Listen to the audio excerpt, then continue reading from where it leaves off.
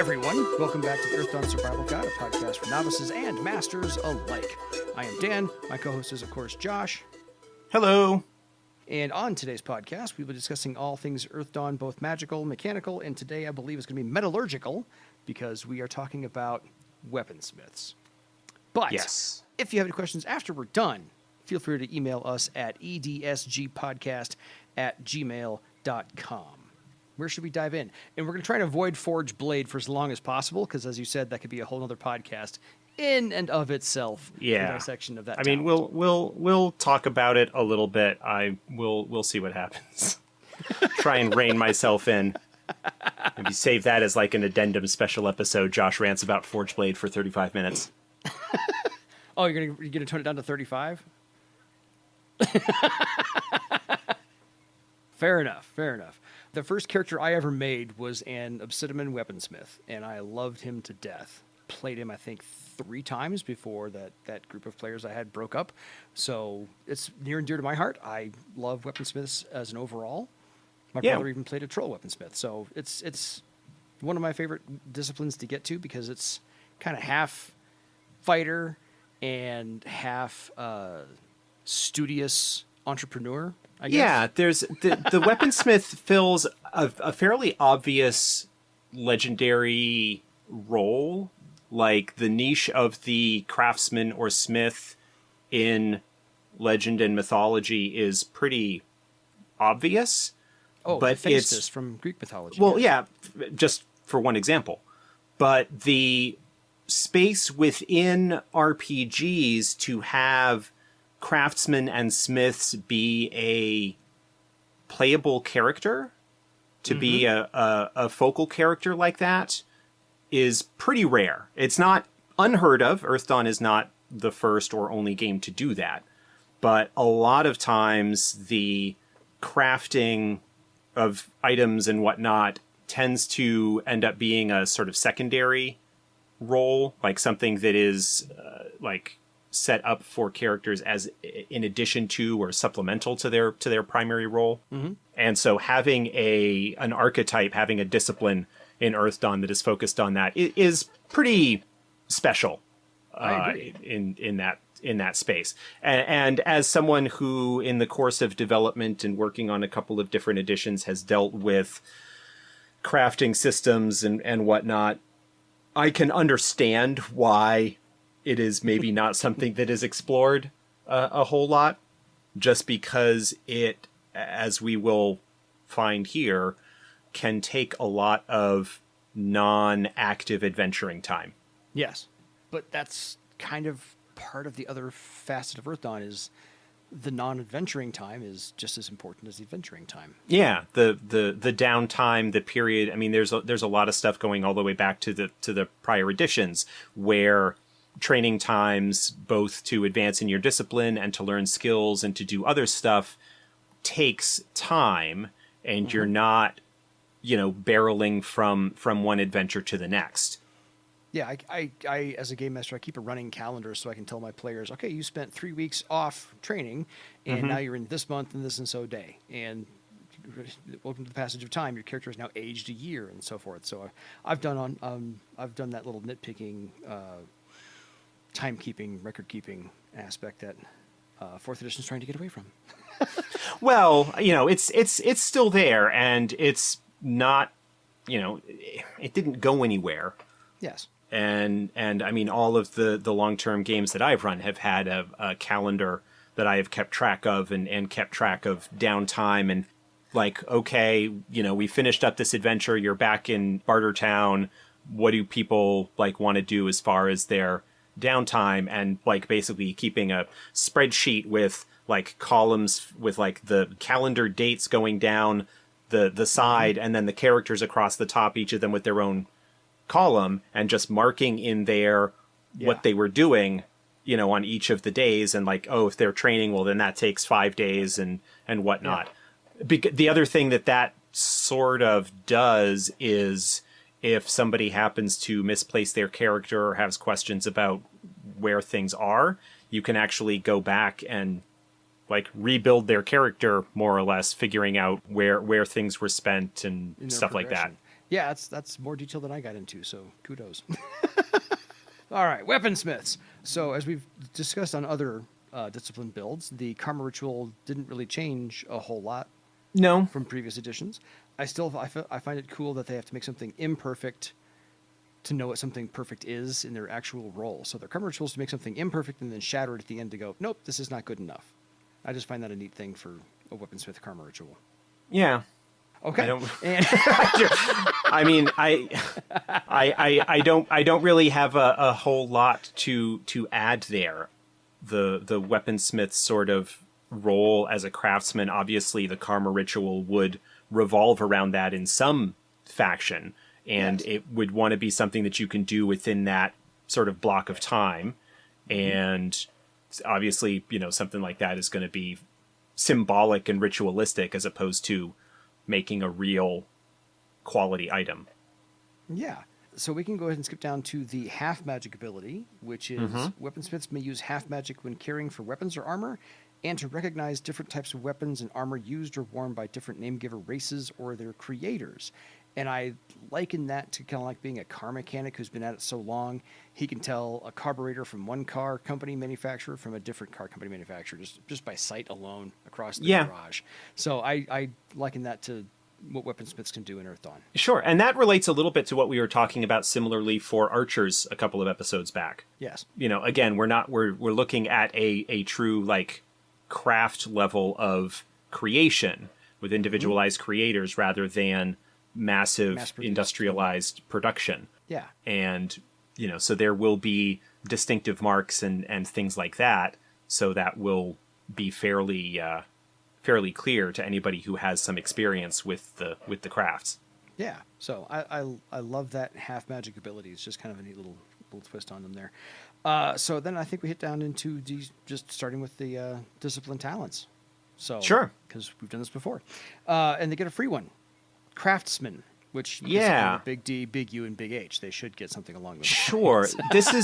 This is something that was sort of the end result of development over the course of multiple editions, and that is in this case making something that for the weaponsmith at least always seemed to be something that fell under their typical half magic ability, potentially. Like it's something that they should be able to do, and just basically making it an explicit, like, this is something that they have, because half magic is something that's always been a little bit more freeform and nebulous, with different game masters and different tables allowing or disallowing certain things based on how they want to handle it.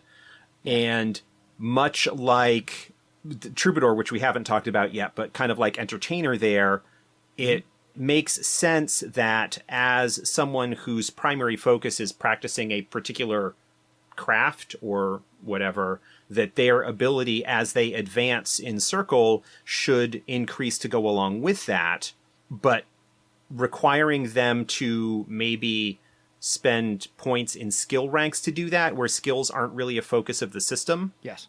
runs into a little bit of a problem. And so basically it's like, well, in some of the, like we talked about with some of the other free things, let's make this an explicit ability that they have to make and build, in this case, not just weapons and armor, but in their role, it's not just that, though they are perhaps most famous for doing that, but also to have the ability to do other kind of craftsmen. And that is to say, I'm thinking more like large scale, like barrel making or any other kind of Shoe horses or horseshoes. or horse, Sort of- yeah, like Most smiths started off as iron workings way back when to make Sure. farm implements. So and stuff like that. There are other skills in the game that are considered craftsman skills. Somebody in a discussion pointed out map making, for example, is classified as a craftsman skill, but I don't see that something that would fall under the purview of a weaponsmith. It's Fair. not really. I mean, technically, it's a craftsman skill, but it's not. It's different. I mean, if you want to allow them, adjacent. it just doesn't seem to fall into what I would consider at least to be the wheelhouse of the weaponsmith. I agree, because weaponsmith is usually over a forge with fire and raw materials. Sure. I mean, the other direction that you could go with this, and is that rather than calling out a separate ability, would be to perhaps allow them to use forge weapon or forge blade to make weapons, like to use that as a substitute for the skill like craft weapon, and then going on to do that with like forge armor for armor. That's another possibility, that because in a lot of cases the abilities of what talents can do is kind of narrowly defined.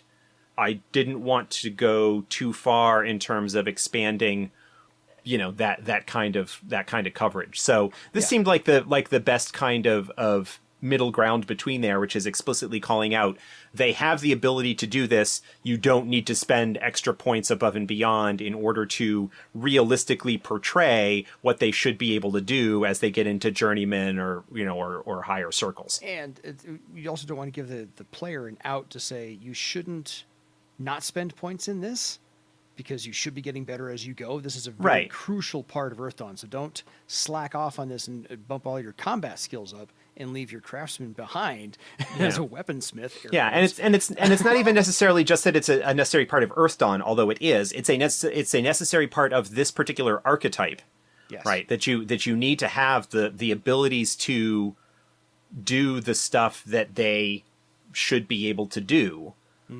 without needing to like saddle them with a whole bunch of extra resource spending for and even greater amounts of downtime for the sake of realistic simulation of how this might actually work. Basically trying to look at that from a gameable standpoint. It's like, how can we do this without, basically requiring them to spend a whole lot more stuff than other disciplines. Like, we don't require swordmasters or weaponsmiths or stuff like, or weaponsmiths, swordmasters or warriors or things like that to have a whole bunch of supplemental skills that they need to supposedly do their job. Yeah.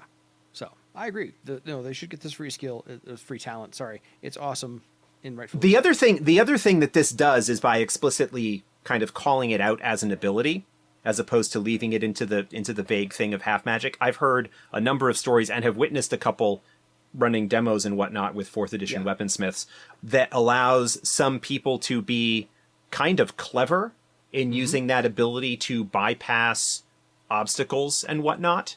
That like basically sort of like a Iron Man engineer kind of like solve the problem by not smashing it, but like hitting it with a hammer kind of thing.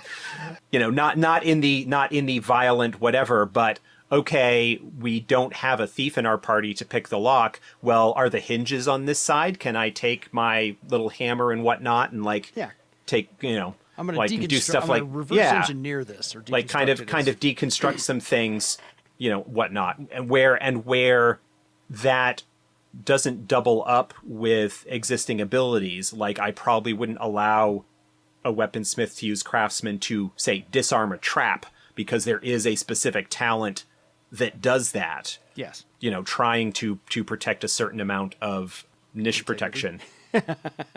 But, if it's a purely mechanical trap, depending on how things are set up, I could certainly see an argument for allowing it. Yeah, get a high enough roll.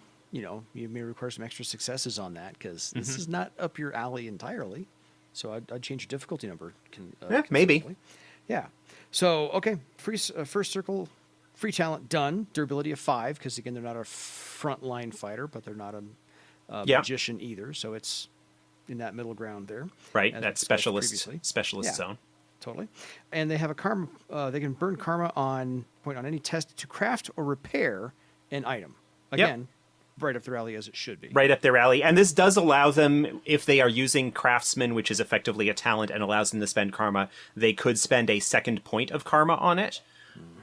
Basically meaning that for the most part, especially if you're dealing with mundane items and stuff that's got low target numbers in terms of the difficulty or whatnot, to really be able to do what they're supposed to do. And do it well. This is why absolutely. They get paid the big bucks. So, all right, discipline talents. Forged weapon. Yes. Kind of a big duh.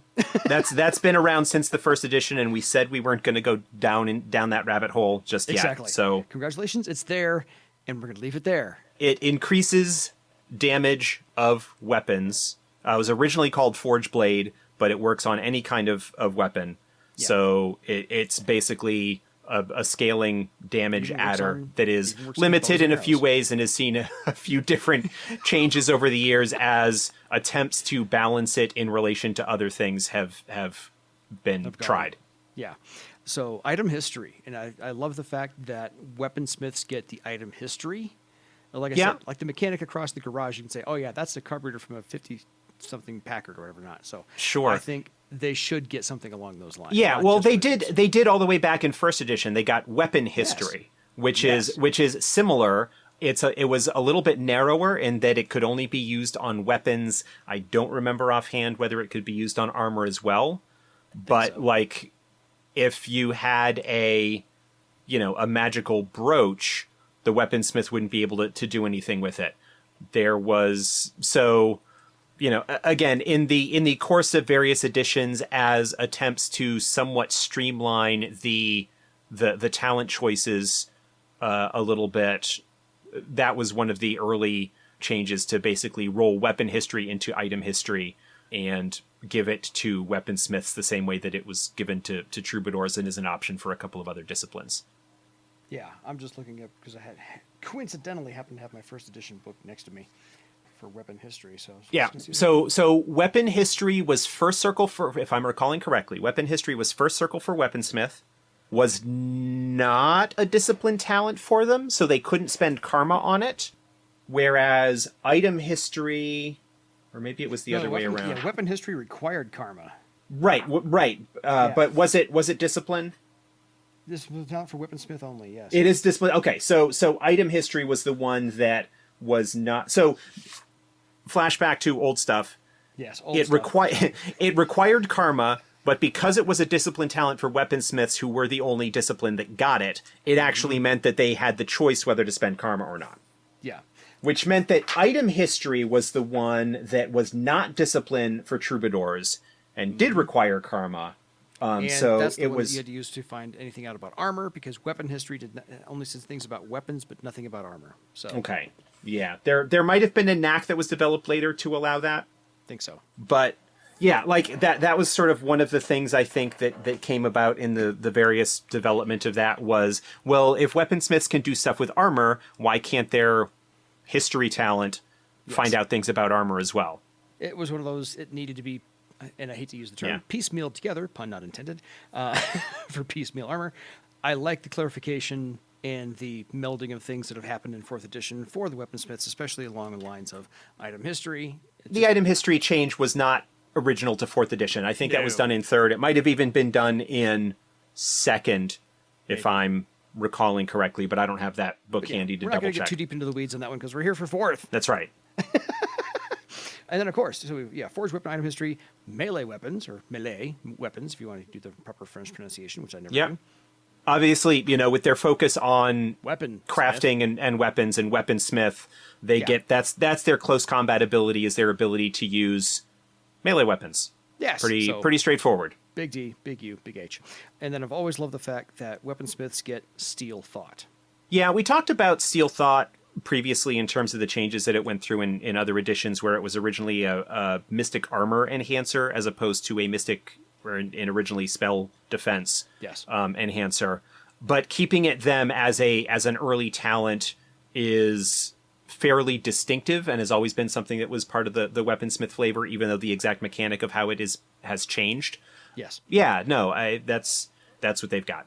Yeah, I love the fact that they get to keep it there. And then, of course, the thread weaving, thread smithing. So we're good there. So I have no issues with first circle talents.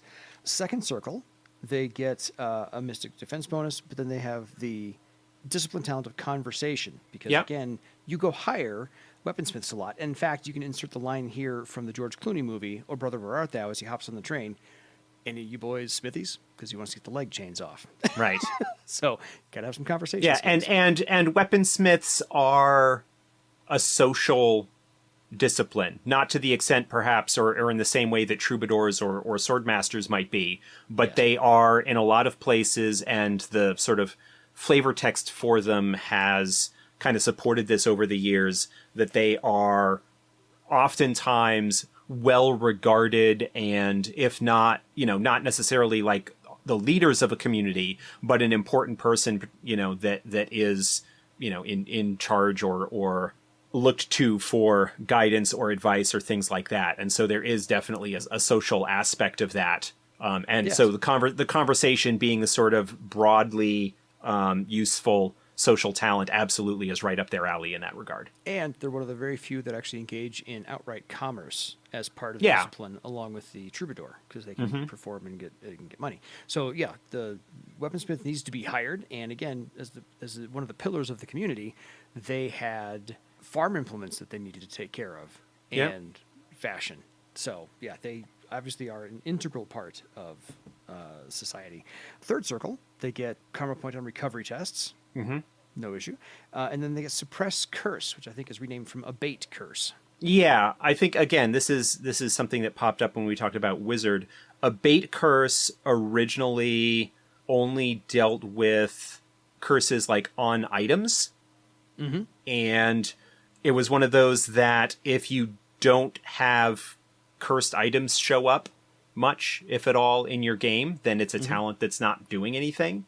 Yes. And so it was expanded a little bit to take over a little bit of the territory that was covered by Dispel Magic in earlier editions, to allow it to temporarily suppress other magical effects, not only curses, but also, like debuff spells and things like that might be affecting people, or powers from creatures and whatnot. And kind of plays into one of the things that's not really explicit so much in the like flavor text for them so much, but is fairly clear when you look at the like talent selections that they have over the years. Yeah. Is that the weaponsmith was always very defensively oriented. Like a lot of their talents and so forth were really geared towards support and defense, and suppress curse obviously fits right into that idea. Yeah. Hence your previous statement in another podcast that weaponsmiths were tanks. Yeah. In Yeah, that previous they certainly had that potential in terms of the talents that they had and were able to bring to bear. Definitely. Again, my first character, I liked him a lot. Fourth circle, wound balance. Not a big change from their progression of talents from earlier editions, and No. also incredibly helpful. It's a decent sort of defensively aligned talent that allows the weaponsmith to sort of be sturdy and not be knocked down in the face of physical assault. Yeah, and plus he gets a +1 physical defense, so they go Yeah. hand in hand, literally, at fourth circle. So let's go to the options, because that's everyone's fun part. Avoid blow, and that's just, everyone needs to. Yeah, no real. I mean, it's something that they should get fairly early, and no real space to put it in as a discipline talent. Yeah. But I imagine if you are taking an approach with a weaponsmith that is more combat oriented, it's a natural pick for an early option. Absolutely. And combines really well in that regard with Steel Thought. So you've got both your physical and your mystic reaction defenses. Especially if you take it first circle, you're in good shape. And of course, awareness. So avoid blow and awareness are almost like the big D, big U, and big H of everybody. Yeah, we've talked about awareness, with the weaponsmith as a sort of community-minded individual and somebody that may be looking for, on the lookout for protection of the place that they call home. Yeah. Being able to spot trouble is worthwhile, which ties, of course, right into their next option, which is danger sense. Yes. Love both of those. Because a weaponsmith is supposed to notice nicks, cuts, abrasions, polish them out, or smooth them out with a whetstone, and make things as perfect as possible for a weaponsmith, because it is the art of things, as well as the functionality of things. He's not trying to put lace on a bowling ball. It's Right. functional first and form later. But awareness, I think, would do a good service to all of that. Just visual perception, as far as, or even auditory, because if the metal Yeah. doesn't sing properly, quote unquote, doesn't sing properly when it's finally forged and ready, the harmonics are not going to work for the weapon. It's going to have a flaw in it. And then yes, danger sense is just a wonderful thing to have. For I mean, weaponsmiths it's a decent defensive sort of reaction type ability. Again, kind of playing into that theme of things. Yeah, they should know that if the shield they're making is defensively capable, they should have a good sense of danger as well. So just know when, okay, I know now I need to draw my sword. So, so just instead of continuing to forge it, draw it now. And they do get disarm traps. So They do get it as an option because it makes sense as craftsmen, as tinkerers and whatnot, that should be something that would be available for them. Yeah. If they want to go that route. So harking back to 15 minutes ago when Josh explained that. Definitely is not something that needs to be in their discipline talent selection that all of them have. But for a certain approach, if you're going with more of a sort of tinkerer type, Yes. it's absolutely, especially again, if your group doesn't have a thief, it might be worthwhile to, handy. if you're going to be running a game that's going to be running into that, might be worthwhile to have.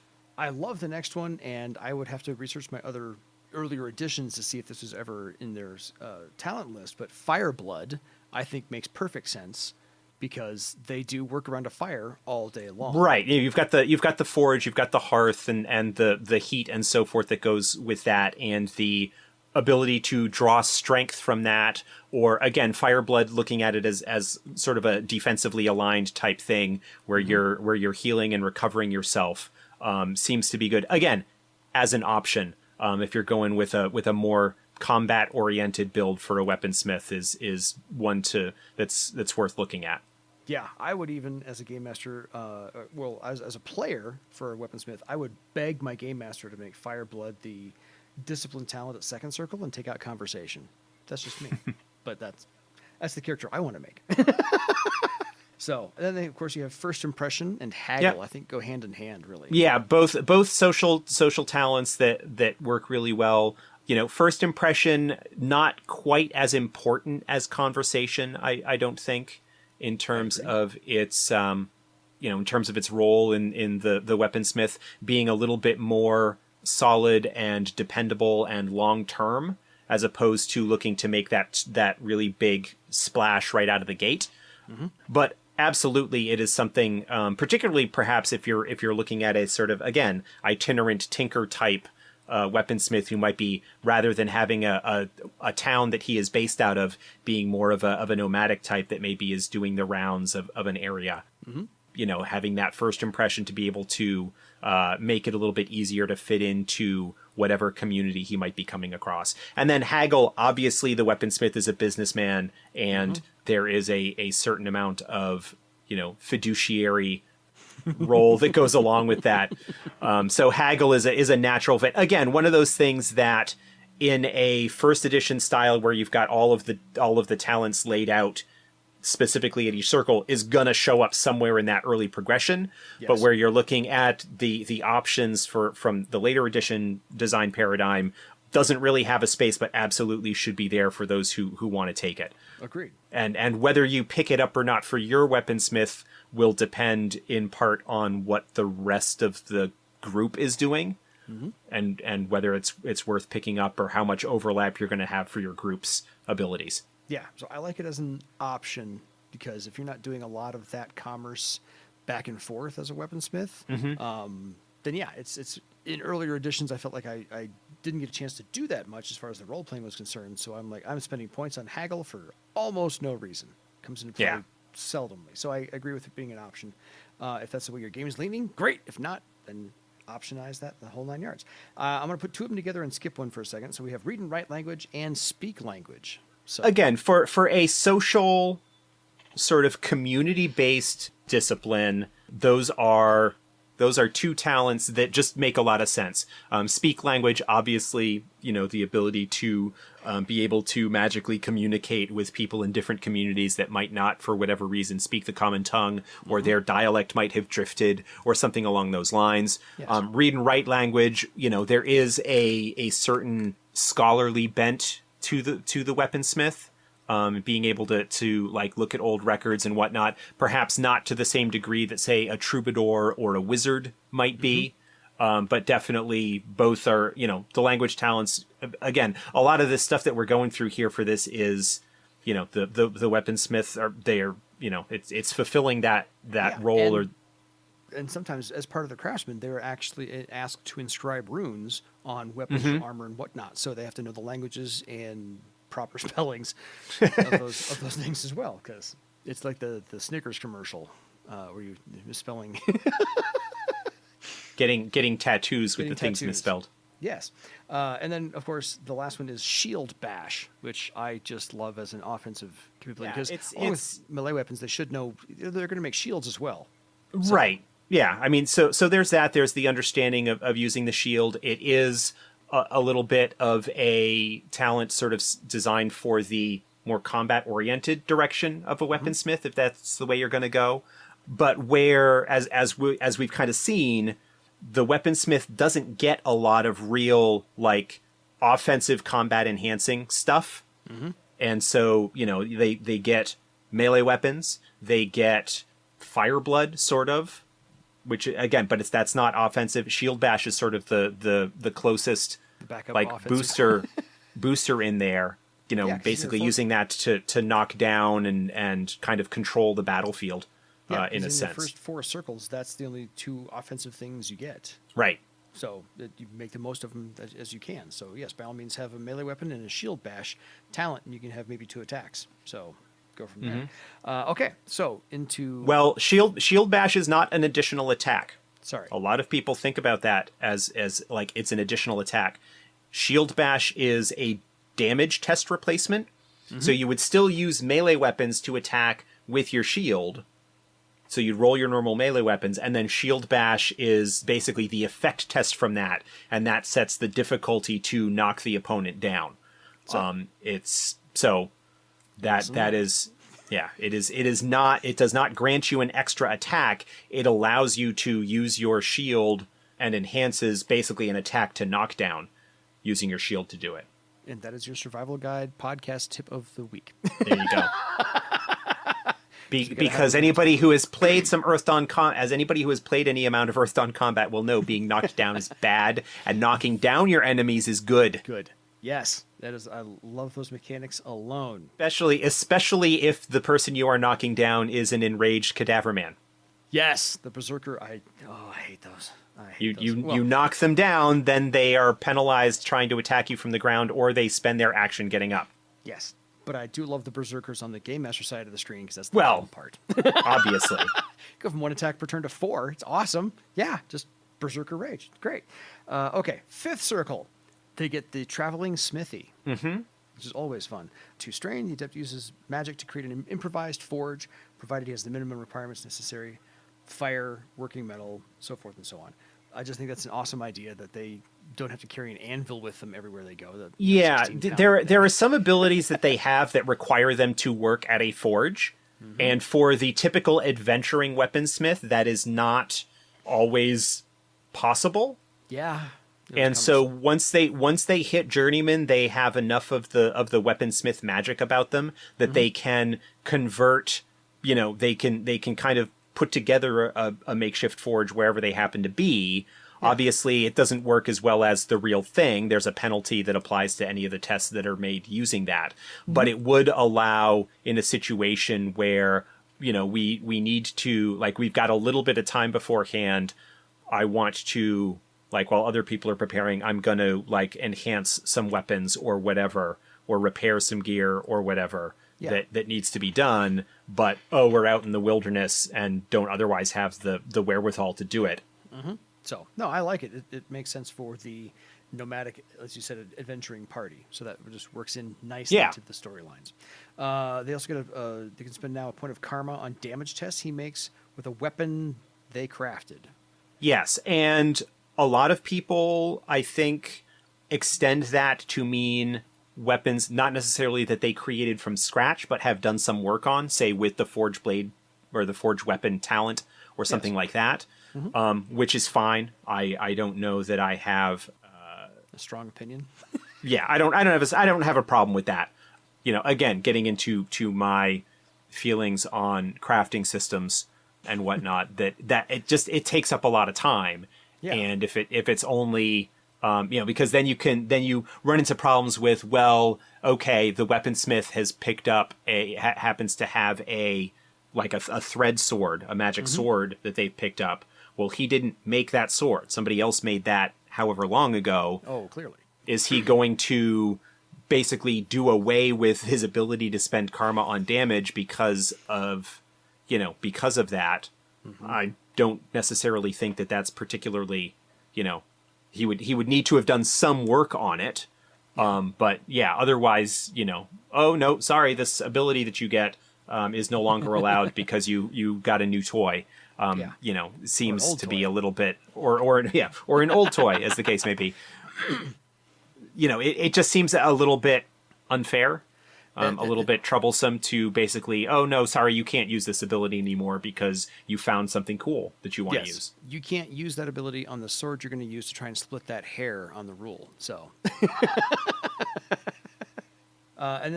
fifth circle, they finally get the Forge Armor talent, and I think it's a proper place for it. Yeah, so Forge Armor was a circle? talent that was available much later in first edition. I don't even know that it was available that early. It might not have been available until... Hold on, I'm flipping through my first edition book here right now. No, it wasn't even available in the first 8 circles of first edition. So it wasn't available until the companion. Yeah. So it was moved earlier. It was moved earlier sooner than 4th edition, in part just to give people an opportunity to play it for a couple of reasons. One, it's actually not really that common, I don't think, for games to actually get into those Warden and Master tiers, right? The amount of time that it takes and the amount of legend points required to advance to that point. Ditto. I have run multiple long-term games of Earth Dawn, lasting years. And like in all of the cases that I have had, the games tended to peter out around 8th or 9th circle. I have been running the same group of characters now for 10 or almost 15 years because it started when my daughter was born. She's 15 now, and they haven't made it past 8th. So I'm with you. And my players are listeners that are like, hallelujah. Yeah, it takes a long time to get there. I am aware of one game that started basically when the original promo flyers were released back in 93. And while not regularly meeting every week or whatever, is actually still an ongoing single campaign to this day. Congratulations. And so has had multiple characters that actually have achieved really, really high circles. But again, you're talking about something that's 30 years, 35, Yeah, that's going. That's a long time. That is a long time, and that is Andrew Raglan's campaign. Oh yeah, one of the developers on 1879. The lead developer for 1879. But yeah, his Earth Dawn game has more or less been ongoing since the game was originally released, and has had generations up, subsequent and new characters coming in, and it's a sprawling epic. It's amazing to hear of. I but remember his stuff in the Earth Dawn Journal and his rules on playing an orc. That's where I know Andrew from way back when. Been a big fan forever. But I honestly think that sort of thing tends to be I have heard stories of other characters kind of being that high, but it's not very common.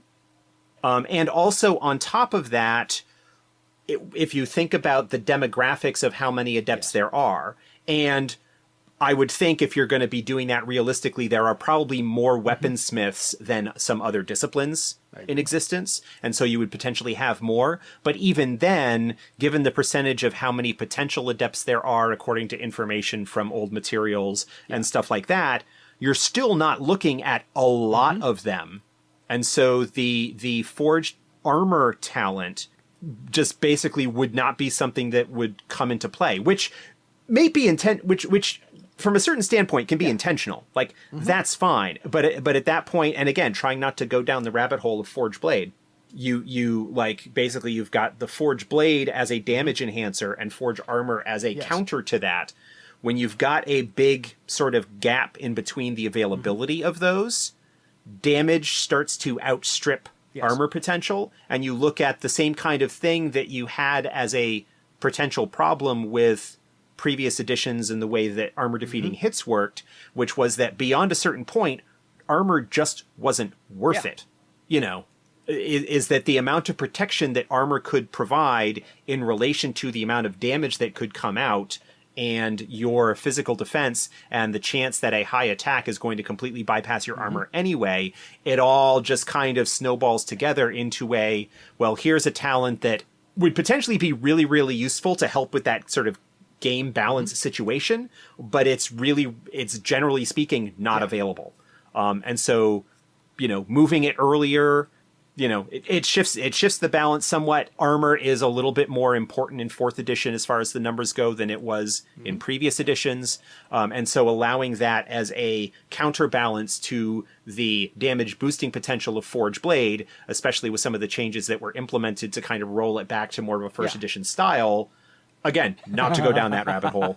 I've been edging there. I also figure it's just Forge armor needed to be moved up, because if you have a party of, say, 5 or 6 characters walking into town and they come across a forge, and the game master has to play the NPC of the weaponsmith, you're going to get 3 or 4 people dropping by a sword or a dagger or whatnot to be worked on, and maybe one of them has some armor to fix a nick or a scratch or a cut or something like that. So eventually, they're going to need to get to that a little bit sooner than my 8th circle weaponsmith master can finally get to that, or 9th circle maybe get to that early, whatever it came up with. Yeah, how soon can you get there? Yeah, my understudy, the kid at the forge who's learning this, literally the journeyman or the apprentice. Forge armor. I just grabbed the companion out to 11th. Right, yeah. You were close. 11th circle. That is a hike. That is up there. Hike to get to, and as far as points are concerned and time. So no, I agree. Forge armor needed to be a whole lot sooner. I like it here at 5th. I'm fine with that. That makes sense. 5th circle, because your first 2 or 3 circles are pretty darn quick. 4th, you hang around in for a while. When you finally get to 5th, you go, now I know what this character's all about. You got the groove in. You know everything, and all the dance moves. You're fine. You're fine. So yeah, 5th circle.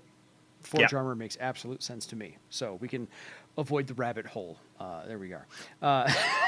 So 6th circle, they get now a +2 to Mystic Defense, and this is where the math gets weird for people. It's not an additional 2 on top of Mystic Defense, right? It's just their total bonus is now a 2. Their total bonus is now a +2, and at the beginning of the chapter, it is made explicit that the highest bonus is what applies. So effectively, you get an additional +1, bringing your total bonus to +2. Yeah, just for the Mystic Defense. People who can't reference their books while they're driving and listening on the bus. But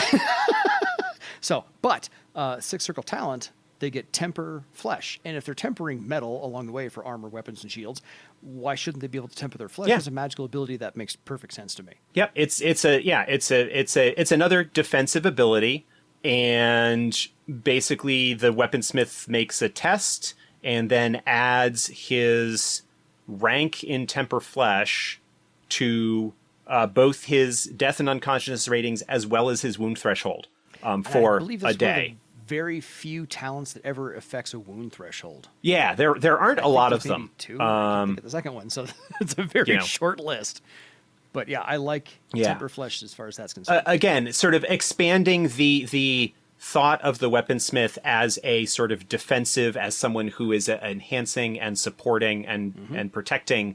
Again, like, hey, let's add even more to their sort of tankiness, their ability to stand there and take abuse as they get into their journeyman levels.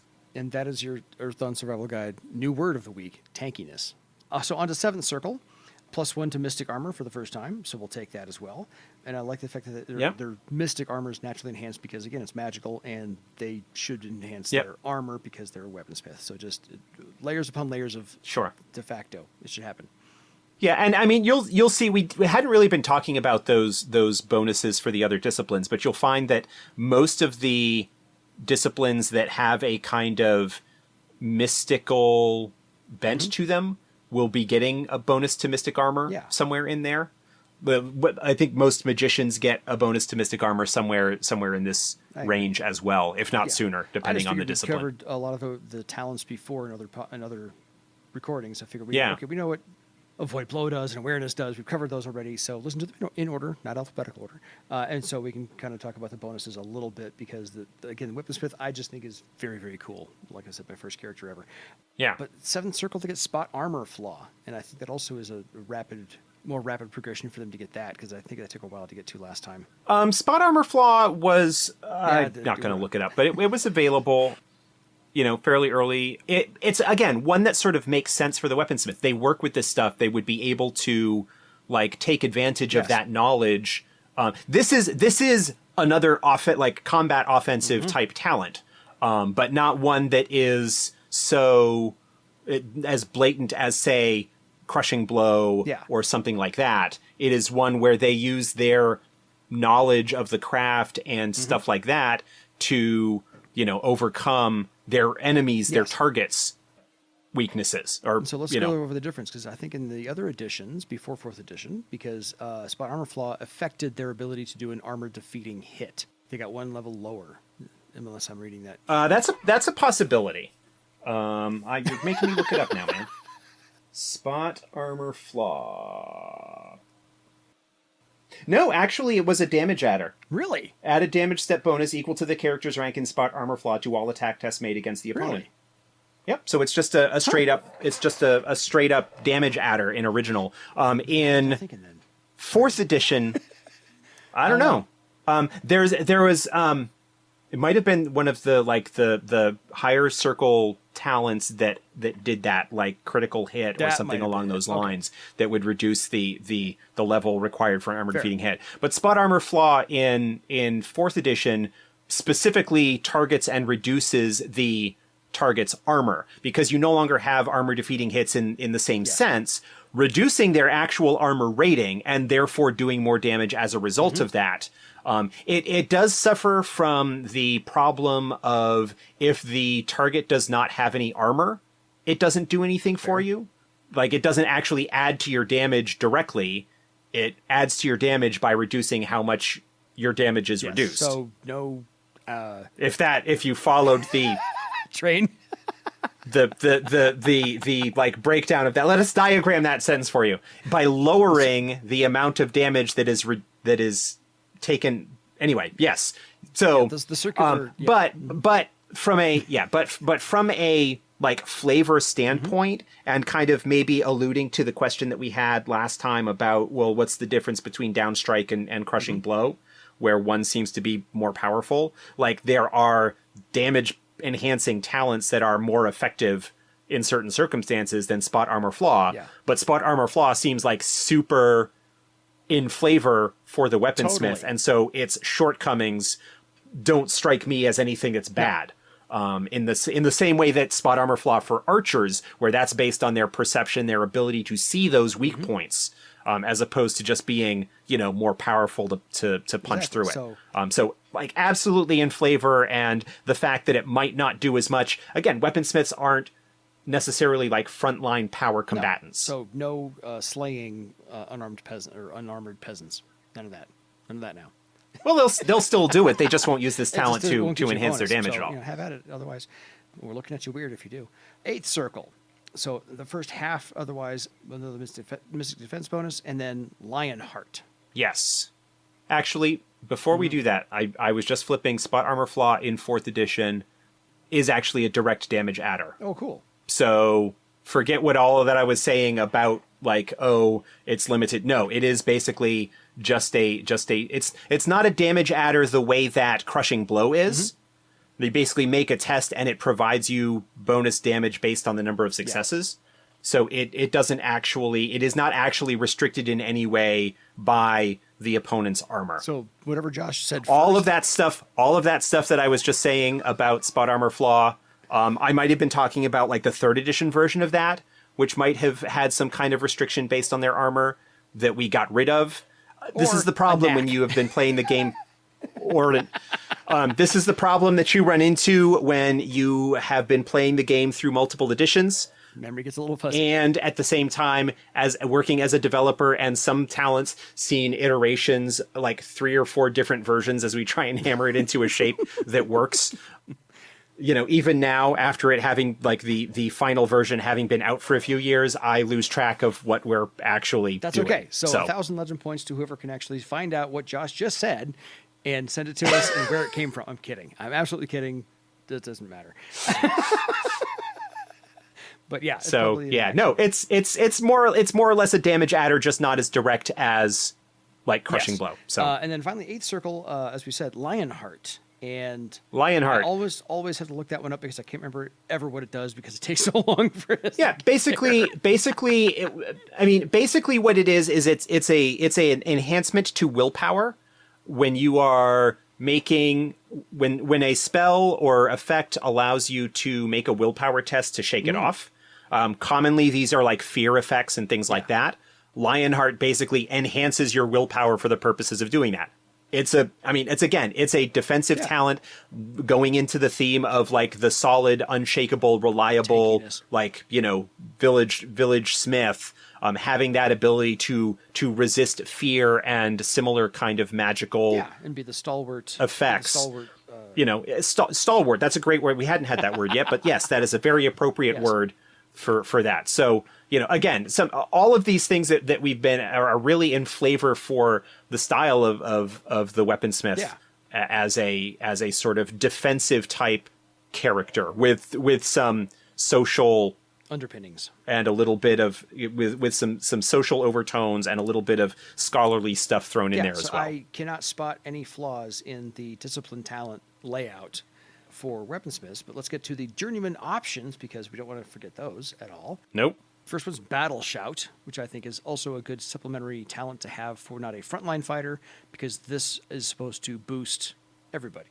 No, sorry, Battle Shout is actually the one that Battle Shout is the. So you've got Battle Shout and Battle Yes, Bellow. Battle Shout is novice for Sky Raiders. It's the one that it's sort of like taunt in that it provides penalties to your target, the person that you're yelling at. And so again, to sort of like it's if you're going with a sort of combat oriented direction for your weaponsmith, it's one that's potentially worth looking at. And I always confuse Just those two. I always confuse those two. Yeah, Just write them down, Battle and Bellow is the one that helps. Yeah, Battle Bellow does kind of the same thing, but also helps enhance your allies Fair. as well. that's why they wrote them down so I could look them up and get them right every single time because I have to look them up every single time. And then diplomacy, I think, goes along with the first impression and the haggle and the conversation. It's just one of those. Yeah, diplomacy is it's not available at novice tier. It's available at journeyman tier and is a good, again, if you're looking at the weaponsmith as a community leader or important person in a community, having the ability to negotiate between feuding parties or whatever is certainly something that would be within their purview. Yes, stopping a land dispute between this farmer and that farmer, or whose cattle is whose, all that. Absolutely. Earth Skin, one of my absolute favorites. Yeah, weaponsmiths don't get wood skin, which is a related talent, but because they get temper flesh, which does a similar kind of thing in terms of boosting damage ratings or the character's health ratings. Earth Skin is sort of a supplement to that, and that it also provides a bonus to mystic defense on top of the other stuff that it does. And so, again, with their ties to metal and forging and enhancement, it's a decent defensive ability, and seems to be kind of in flavor with them, where Woodskin maybe not quite so much, because that seems a bit more wildernessy. I do. I absolutely agree entirely with that one. And then, of course, etiquette, because that goes along with the diplomacy and the haggle and the conversation. So There's more social stuff. so they're literally about a third of a social discipline than. Yeah, I mean, there's a lot of social stuff in the weaponsmith, and we'll get to that, I think, in sort of our capstone of like what you're looking at and whatnot. But yeah, there's absolutely a strong social aspect. Again, they are a community figure, and so there's a lot of that is involved. And while the talents have a lot of overlap, say with the troubadour, who has a lot of these same social abilities, the direction and the flavor of them as you sort of role play them and how they would express these abilities can be very different. Yes. And I think leading to the next one, Fire Heal, which is different from if you're gonna Fire Heal. Fire Heal is a talent that allows you to gain additional recovery tests. Like, you build a fire and you jump into the fire and you try and basically draw on the power of the fire to give you additional recovery tests. Elementalists get this. It is available as an option to a couple of other disciplines as well. But if you've got Fireblood, having Fire Heal and being able to give yourself more recovery tests that you can use to power Fireblood Yes. later on during the Yes. day is very useful. Fire Heal is also particularly useful for to like kind of go slightly afield here. A Questor of Garland. There you go. Absolutely, like having Fire Heal for a Questor of Garland is nice because several of their abilities allow them to spend their own recovery tests to give somebody else a recovery test. I should have put that in the But essay. you know, the Elementalists. You wrote that. That's right. I did. So I you did wrote write that. I the should have Garland put that in the essay. Yes. And I mean, Elementalists are good with that as well because they've got a spell called Grove Renewal that allows them that a recovery test needs to be spent for each target of the spell to benefit from it. And having Fire Heal where the Elementalist can spend those recovery tests on behalf of the people that they're targeting is also worthwhile. So, you know, it's definitely something to look at as a potential if you are going to be in a situation where your weaponsmith may be getting into more combat and you're going with a more combat-oriented Yes. build. Maybe looking at that if as an option for, you know, a way to have more recovery ability. Yeah, 'cause I played a character with Fire Heal, and I knew we were going to a major combat the next day, and so I bumped up as much as I possibly could, and I got like 3 extra recovery tests, and I had planned out, Yeah. okay, if I can take a minute out of combat, rest up a little bit, I can go do another recovery test, and I can get back in. And so we did plan that combat rather well. I took full advantage of that, no doubt, because those last for 24 hours. Yeah. So you've got, as long as you can pull them off, Yeah, you can go. right. So digging that. And then Heartening Laugh. Works, I mean, sort of along similar lines to Battle Shout. This is more of a support your friends. Again, looking at the weaponsmith as a stolid, stalwart, like support character, having Heartening Laugh to basically help your friends shake off or resist the fear effects of horrors or other nasties that might be trying to do stuff to you. Makes a lot of sense. Exactly. And Iron Constitution, is that renamed or is that brand new? Iron Constitution, I think, is a renamed thing. I don't remember off the top of my head what that does. That's the reason I had to ask. Oh, it's a bonus to basically you it's an enhancement to toughness to resist poison and disease. Oh, so it's probably like resist poison, resist disease rolled into Iron Constitution then. Yeah. So this is the only instance you will find in Earth Dawn where you hear the word Constitution, a D&D mainstay. Yeah. Well, it was originally. I think it was originally might have been called resist poison, and it only did poison. And we expanded it to cover disease as well, and then consequently we had to rename it. And Iron Constitution was a name that was available, so we used it. It also can be used when you are making a recovery test to heal damage inflicted by poison or disease. So it is a Very versatile. way that, like, if you would get hit by a damaging poison, like say from a ghoul or something along those lines, you can use the Iron Constitution to substitute for your normal toughness to heal that damage. Now, admittedly, that does require you perhaps to keep track a little bit of what damage is poison and what not, if you really want to be a stickler about it. But it's a little bit of a, another like recovery boosting along the lines of Fireblood and things like that. And so the next talent I'm going to get to in a second or so, since we've talked about haggle and first impression and conversation and diplomacy, leadership, as you've mentioned, Yeah. a community figure is a natural fit in there for, especially if you want to be the level-headed thinker among your brash new party. You're the weaponsmith. Yep. You're used to standing on your feet all day long. You know how to take your time at something and make a plan on how to not only create something from scratch or raw materials, how to fix something and the proper way to attack that. This just goes along with the leadership ability. And that could play into, like, if you're going for a sort of archetype of maybe an older weaponsmith who might not have necessarily been like an adept warrior, but might have been a soldier or something like that, and has retired to be a smith, but has that ability to step forward and lead a company in the defense of the village and things. Again, like archetypes galore kind of going on with that. Again, love weaponsmiths. Cannot gush about them enough. And then, of course, missile weapons. Missile weapons as an option. And my question is, why not throwing weapons? Because I'm not sure of the reason on It's that. okay. I just had to ask the question for anybody else who's listening. So, It's more or less making an option available for them for range, and missile weapons was the choice. no, I think just because you think you know me as a weaponsmith, I only do these two things: weapons and armor and shields. That's it. No, I'm gonna just blow your but mind they a would- little bit and hit you to distance. Sure, yeah.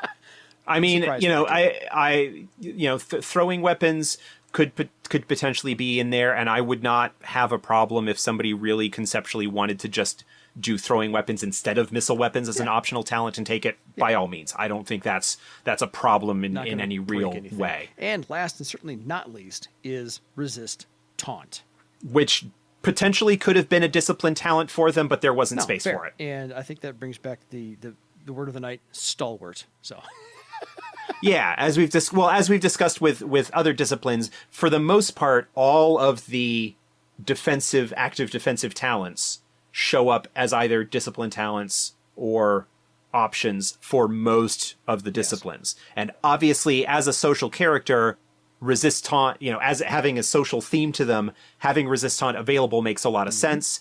It is not necessarily something that perhaps a more like stay-at-home, non-adventuring weaponsmith might necessarily need, but it's something that should be an option, and so there it is. So this is not only a way to make your player character weaponsmith, this is kind of how to have an NPC weaponsmith that people visit a lot. Yeah, I mean that's one of the things, like, when you're looking at sort of a setting, sort of the setting considerations as well. Yes. Like looking at them not just as player characters, but also as setting considerations. If you are going to have disciplines that are important to the culture and community to some extent, like the weaponsmith is, like the troubadour is, you want to look at their design not just as, well, how can I make this the most effective adventuring player character, but you also want to make sure that there are things in their toolkit that would make sense for a non-adventuring, for an NPC style stay-at-home patron kind of thing. And so, several of the, like the weaponsmith that runs the forge in the town that the characters are based out of is probably not likely to have, Fireblood and Shield Bash and Earthskin and like the combat talents. They're going to have probably Haggle and, and conversation is this one now, but haggle and diplomacy and and some of the stuff like that. They may have some other things to like help fill in. Like they might have they might have missile weapons, as an additional thing and whatnot. But so those are all you kind of need to look at that consideration as well when you're like figuring out when you are going to have a selection of options like that the options are available, that an NPC version of that kind of community figure is workable.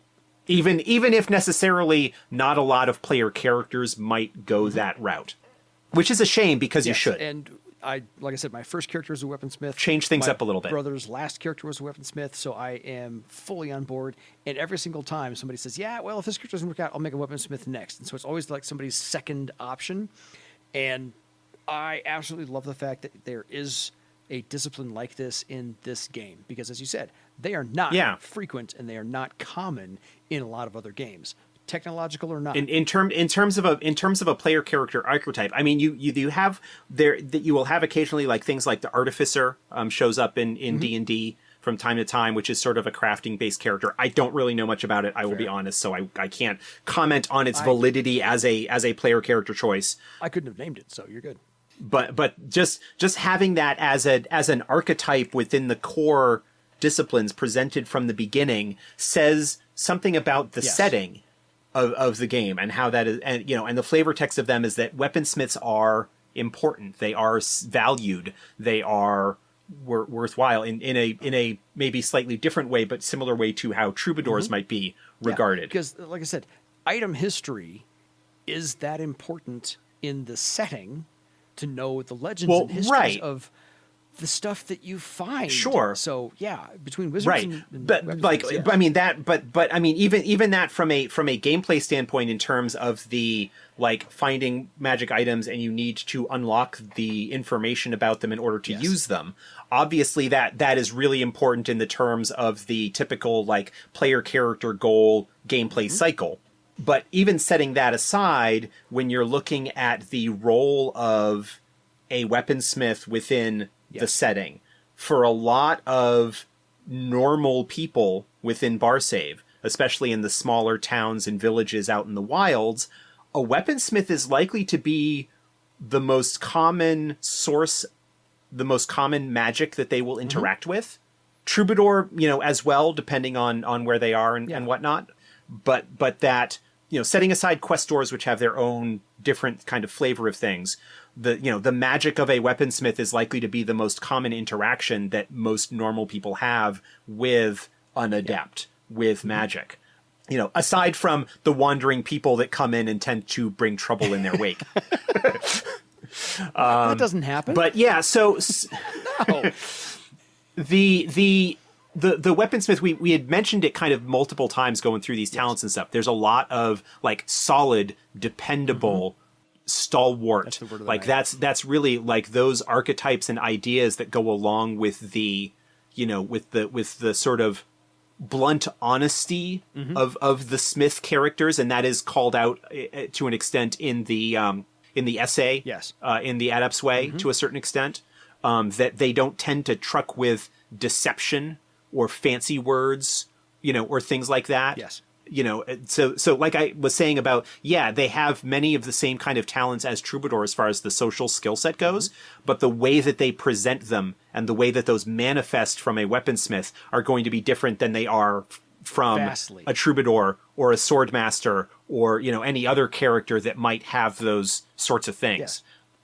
There's the You're not going to be a great orator, a weaponsmith. I know that. well, I mean, they can be, but the type of oratory and whatnot that they are going to give is going to be less like, Henry V St. Crispin's Day speech, and more of a like solid, supportive, good word. Yeah. So they're, important attributes for a weaponsmith: perception, charisma, Willpower. a lot of the and willpower. Yes. Dexterity, obviously if you're going to be going with a more combat direction with them, Can't hurt. dexterity can't hurt. Obviously, I mean, dexterity is kind of broadly useful to anybody, Yes. but if you're going to be going a more combat route, you probably want to pay a little bit more attention to your dexterity. With the defensive and support talents, you probably maybe, if you're talking about the combat direction, don't necessarily need to worry about toughness so much because you've got talents that help overcome any shortcomings that you might have there. But Charisma's like going to help a lot with all of those social talents you've got. charisma is going to be helpful. I mean, It's not listed there as again, an important, actually, no, charisma is listed first as the important. charisma attribute. is charisma is listed is an important attribute. Many of their all of the social talents are based off of it.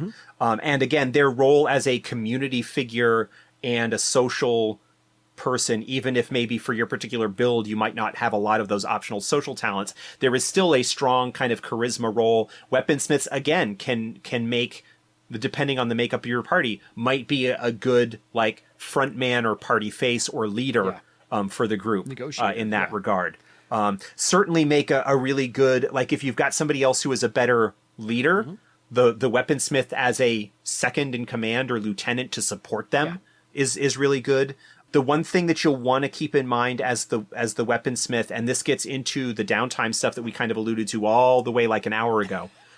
If you are going to have a weaponsmith player character in your game, as a GM, you are going to want to keep in mind that they will want to have notable chunks of downtime between adventures, like more than you would normally want, because they'll need to do their own like raising talents and circling up and whatnot, but also their player characters will want to, like their fellow party members will probably want them to work on their weapons and whatnot to enhance them. And that takes time. Yes. And I can recognize, again, without getting into the forge blade, forge weapon rabbit hole, that is something that takes a significant time commitment. Yes. And there are knacks specifically designed to help overcome that once you get some experience under your belt, because we recognize that as a valid potential complaint that people have depending on the style of game that they're playing, which is all good. But you are not, as a weaponsmith, going to be... You are a specialist and a support character to an extent. You are not going to be doing the flashy combat, like heavy damage stuff that you're going to see from a warrior or a swordmaster or that sort of thing. you certainly have the capability of doing damage, especially once you get in the journeyman circles and you get your spot armor flaw and some other stuff. Yes. But it is, if you are playing appropriately and you build talents, you can be a very good sort of like, especially if you've got a larger group and you've got a couple of really good frontline fighters, having the weaponsmith be one that maybe hangs back a little bit and helps protect magicians Yes. and stuff like that from any ones that come around. Make a nice backup bodyguard. Is making bodyguard or second rank fighter, Yeah. somebody who is just going to maybe occupy, like not be out there like necessarily killing enemies, but be there like tying them up so that they are not hitting on the squishier members of the party. which is why- the weaponsmith has the tools to just stand there and take it. Which is why they don't get maneuver or anticipate blow. They're not supposed to be maneuver around in combat. They're going to sit there, take the hit. they're gonna stand there and sort of be a wall of sorts to help protect, to do that. Again, it is a fantastic discipline. It is a unique discipline in terms of what it offers as far as opportunities go, Yes. but the support that it provides is a little bit more subtle and long term. And I would also dare to say, to add on to your thought, it makes for a more complex character because of all the options you have at your disposal. Combat heavy, social heavy, depends upon how you want to play it, where you want to get your character history from. If they were a blacksmith on a farm, or as you said, the former soldier who's now retired and gone into the smith business. So, and they also have that commerce aspect to them as well. Yeah. Sometimes they just want to go make money. Every time they go into a new town, give the weaponsmith at that forge a couple days off, go make their own money, turn the forge back over. Yeah, and one of the things that kind of ends up happening broadly with the fourth edition and the talent options that are available in terms of that design paradigm is that you see quite a bit more overlap between different characters, like different disciplines. Like in first edition, there was not necessarily quite so much overlap in terms of the talents that disciplines had because they only had so many and there were fewer talents in their overall list And they were fixed. because there were not any, or whatever, and they were fixed at certain points. So there was less overlap, but because we have more options that are available, you obviously can't pick everything that's on your options list, but because there are more options available without exploding the list of possible talents and coming up with a whole bunch of different kind of maybe watered down variations on stuff, there's a lot more overlap.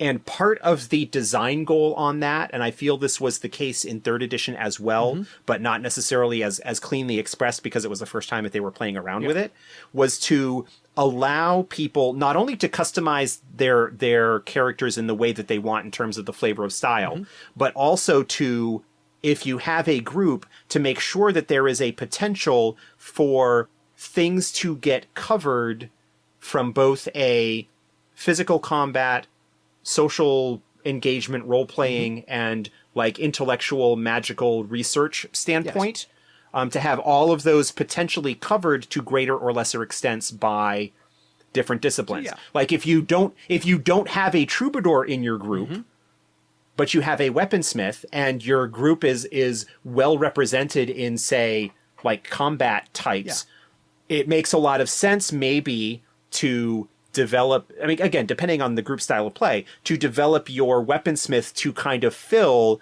a social / research role that would normally perhaps be filled by a troubadour. Yeah, so if you can't get a party of 6 players together with 6 different characters to fill all of your needs, you've got 3. Right.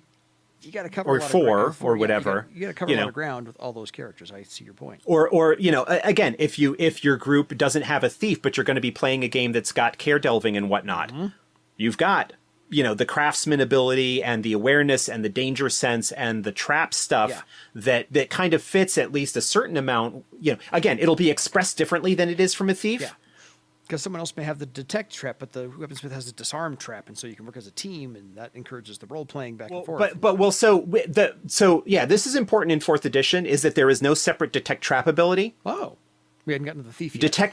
Detect traps is a function of awareness, but in order to use awareness to detect traps, you need to have the disarm trap talent for the most part. So basically, rather than, again, like trying to pare down on the number of required talents to do stuff, then that's something it does. So if you are going to be care diving and you don't have a thief to handle the traps, your weaponsmith can do that as a function of his ability as a craftsman and enchanter to a certain extent. We didn't talk about enchanting at all. No. The weaponsmith does have access to a whole bunch of enchanting abilities that are all sort of available as knacks later on. Look in the companion, the enchanting chapter for that. So that is a whole other realm of stuff that, geez, we're an hour 15, an hour 20 in here at this point, you know. Yeah. We could talk about weaponsmiths for another 2 hours and be fine. Yeah, we probably could, without even getting down the forged weapon rabbit hole. Yes. Again, So we will, I think, wrap up there. We will put the final touches, the final nail in on that. See, I'm digging for my nail in the, you dig for your words at the beginning. I dig for my little transitions at the end. Put our little nail in that horseshoe that the weaponsmith has forged and made enchanted. With So yeah, we'll put the final nail in that project, and definitely the weaponsmith is really cool. Yeah, and I really like them. They are not flashy. But they are solid, dependable, and have a bunch of really nice tricks that can make them be an asset to any adventuring group. Exactly.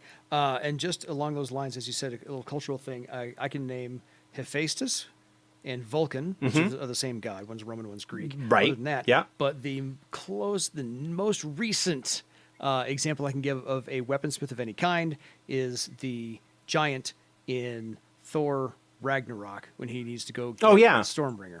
Yeah. So yeah, there you are, weaponsmith right there. I mean, again, it's an archetype that shows up in. Without the weaponsmith, we wouldn't have Mjolnir or Stormbringer. Yeah, it's an archetype that shows up a lot, but is not often the focal character. They are not often the central hero. They are often the support and the whatnot. Yeah. So it's nice to see them given a role as a potential main protagonist within the adventuring milieu of Earth Dawn. Great words tonight. Look at all this smithing we're doing with wordplay. Wordsmithing. Doing some wordsmithing. All right. So if you have any comments about weaponsmiths or any other questions, or if you want to poke rabbit hole. If you want to poke the bear about the rabbit hole of Forged Weapon, you can email us. Send us an email, edsgpodcast@gmail.com. Yeah. So we have to stop talking about weaponsmiths now. we have to. Yeah, we have been going on for a little bit. So we will wrap up there. We will come back to weaponsmiths again, I'm sure, at some point. We will do some kind of discussion about Forged Weapon. It'll have to happen. Because I think there's a lot of useful design insights that can be gained from my going over the history of it and what I think the purpose of changes were and how they did or did not work. But again, that's probably like a 45 minute discussion all on its own. And if we keep it brief. No, I know all of the points on that very well. So if we can keep it somehow tidy. But yeah, that's a different thing. Yes. Otherwise, folks, thank you for listening. And now it's time for you to go make your own Forged Legend. Forge your own legend.